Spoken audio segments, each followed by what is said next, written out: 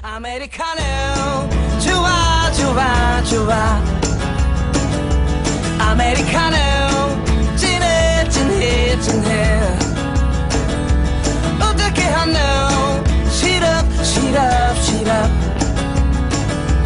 빼고 주세요 빼고 주세요 이쁜 여자와 담배 피고 차 마실 때 메뉴판이 복잡해서 못 고를 땐 사글세 내고 돈 없을 때 밥 대신에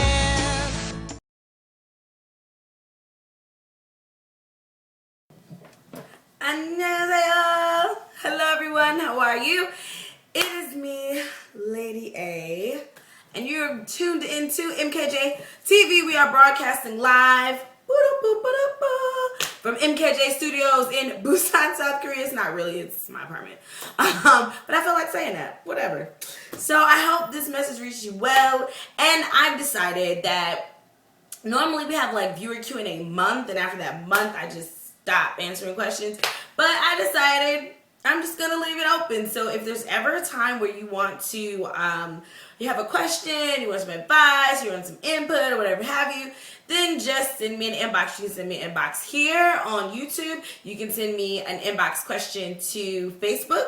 You can send me an inbox question to my About Me page, which is www.about.me/A.Edmunson, right? Or you can type in my name. I think on Google, I think it pops up.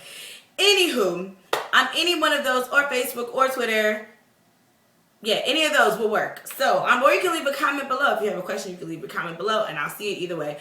I won't always return your messages like right around, but I will definitely write you guys back. How have you been? Okay, so it's been like a week since I've made a video. It hasn't been a week since no. It's been a few days since I've made a video. And it's been like some weeks since I posted, or maybe a week or so. I don't know. Anyway, my point is, I missed you guys. So let's hop right into it. Because, you know, I'm working on succinct videos and keeping them short. Because obviously, when I get my talk show here in Korea, I'll be able to say whatever I want to say, however long I want to say it. So hopefully, or at least within an hour. I'll say what I need to say in an hour. But I'm pretty sure whatever I have to say won't take longer than an hour. Before I get into the question, I must give this shout out. Okay, so my ex-boyfriend's adult lifelong friend sent me the sweetest message on Facebook, and I was just like, wow, because you know how we ended wasn't necessarily the ideal terms that we ended our relationship. That's a long story, and him and I will have to, whenever he's ready, we'll hash out the details of that.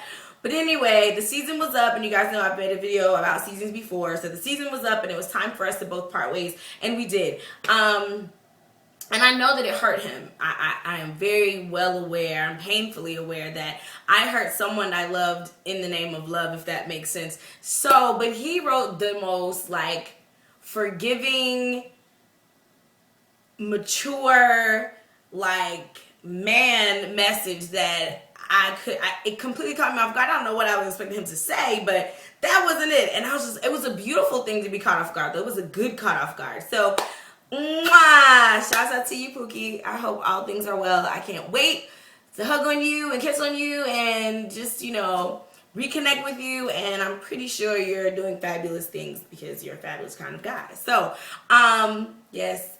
From my heart to yours. I'm just so excited. I really appreciated that message. It just kind of gave me a little bit of inspiration that, you know what?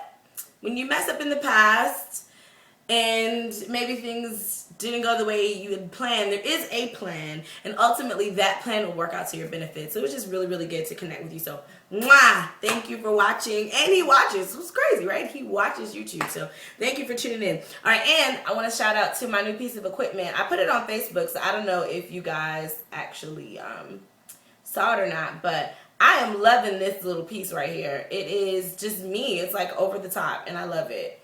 And, you know, whenever I'm writing, you know, it's like bling bling. It just, did you see that? Yes, I love it. I love it. What can I say? I love jewelry. Okay, let's hop into it.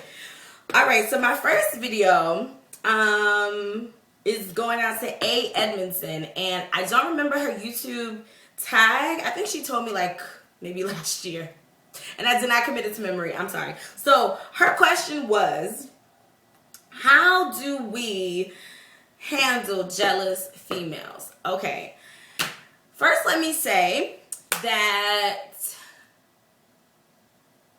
jealousy isn't always about the other person. Let me break it down.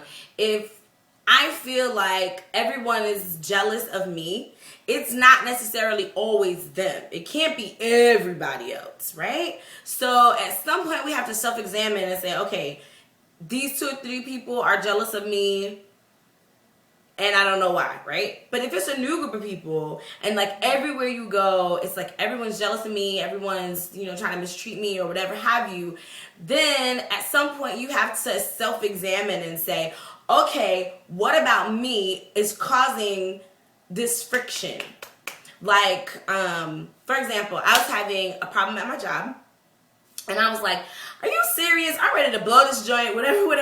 But then I had to think about it, and I had to stop, and I said, wait.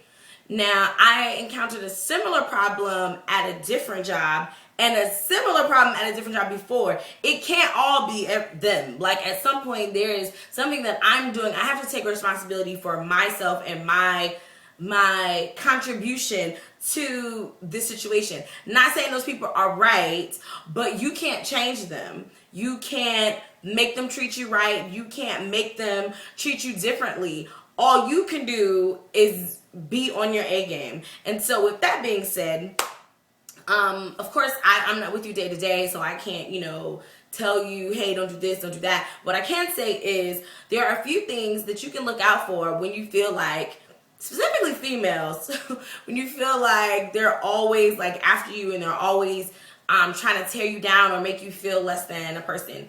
I just posted on Facebook, Adele had a really nice quote, and she was like, of course I have insecurities, but I don't hang around people who point them out. That's an excellent tip. First of all, if these ladies that you're around are your friends, they're not really your friends. If they're constantly jealous of you and they're constantly making you feel bad and second guess and doubt yourself, those aren't your friends, and you need to peace out. Like, you guys hear me say it all the time. People are helping you or hurting you.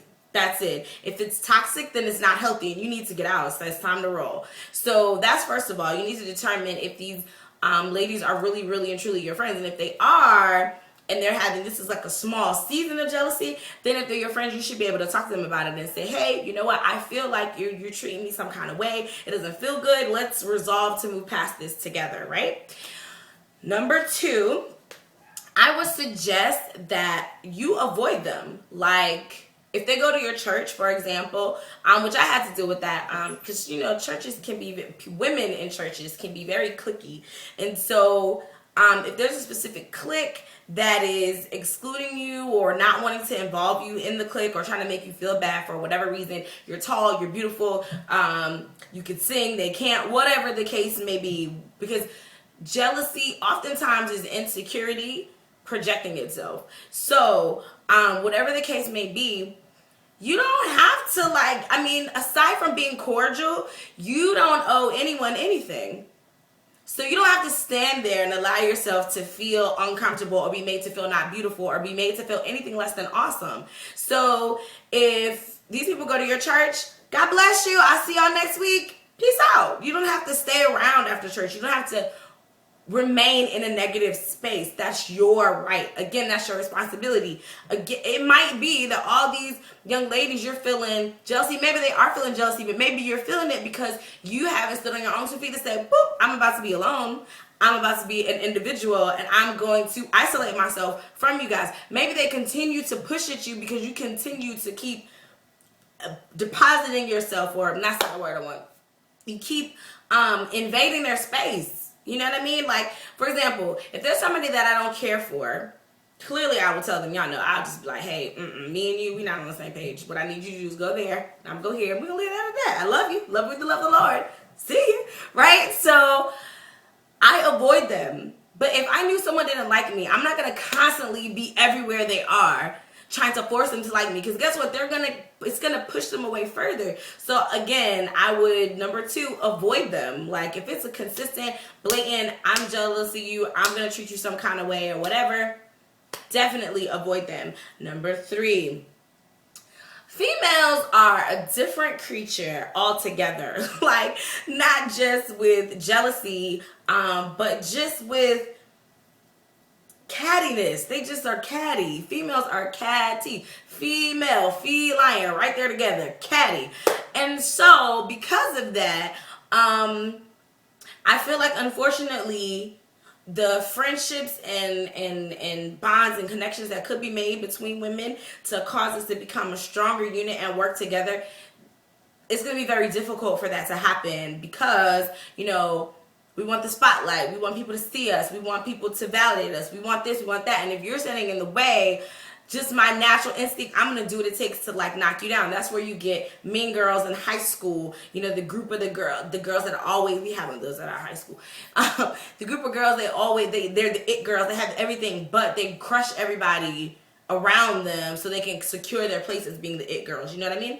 So you have those girls. Then you have the cattiness where, okay, you're a tomboy, you don't think you're beautiful, but all the guys know that you're beautiful. Immediately you're a target to some female somewhere.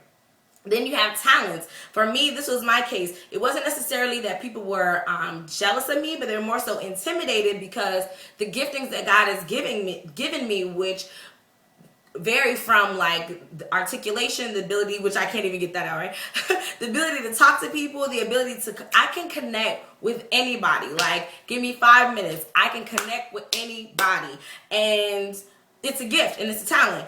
But it also makes women, specifically beautiful women who don't have a lot of courage, they're beautiful but they don't have the other side, it makes them very unnerved. It's not even a jealous thing, it just makes them unnerved. And some people can't handle the fact that I talk fast, I command attention when I enter a room, the atmosphere switches up when I'm around or whatever. It's not intentional, I promise it's not intentional, nor do I throw that in people's faces. I also am very flat-footed, I have my own opinions and ideas. I'm very sure of myself. It is what it is, and what I said it is, and my yes and yeses and my no's and my no's.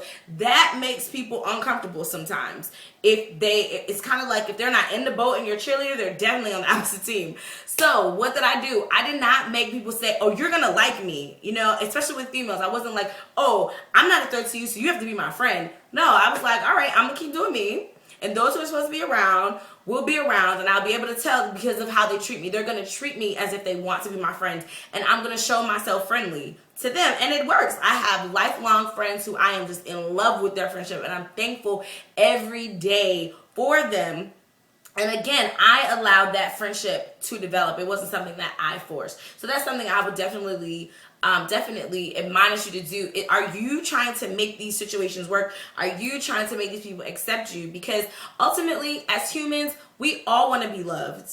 I mean, that's really the bottom line. That's why we do things. That's why we go through, especially as women, we go through plastic surgery and straightening our hair and cutting our hair and dyeing our hair and putting on makeup and doing all these things. We do all of this rigmarole because we want to be loved. We as humans want to be loved. We want to be, first of all, loved, and we want to be, secondly, accepted. If anybody tells you different, they're lying to you. Like, they're lying to you, and most of all, they're probably lying to themselves. Aside from being loved, we want to be accepted. We want to belong. We want to be in a part of a unit. You know, we want to have a family. We want to have a connection. We want to have a place where we can go that we could call a sanctuary that consists of people who are inspired by us, who love us, who inspire us.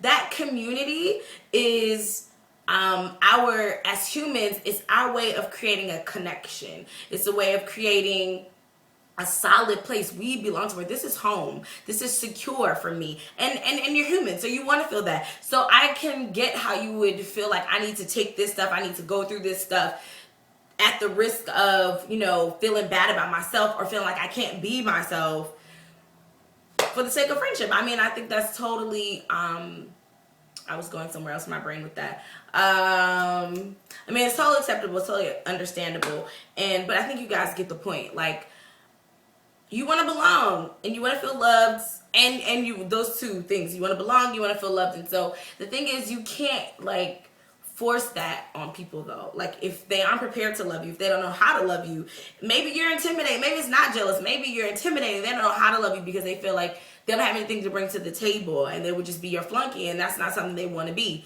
So anyway, also you're a Christian, so I would encourage you to pray. Say, okay, God, send me the people that you have designed for my life. They may be older. Most of my friends, I have a handful of friends that we're the same age, but most of my friends are significantly older than me, at least 5 years older, because I have an old soul. So I connect with people older. I like vintage things. I think differently. I don't think the same way as people in my same age bracket. So maybe God will send you some older friends, male friends, etc. So you really just kind of have to balance that out. Like really just balance that out. And it's okay to be alone. That's the other thing.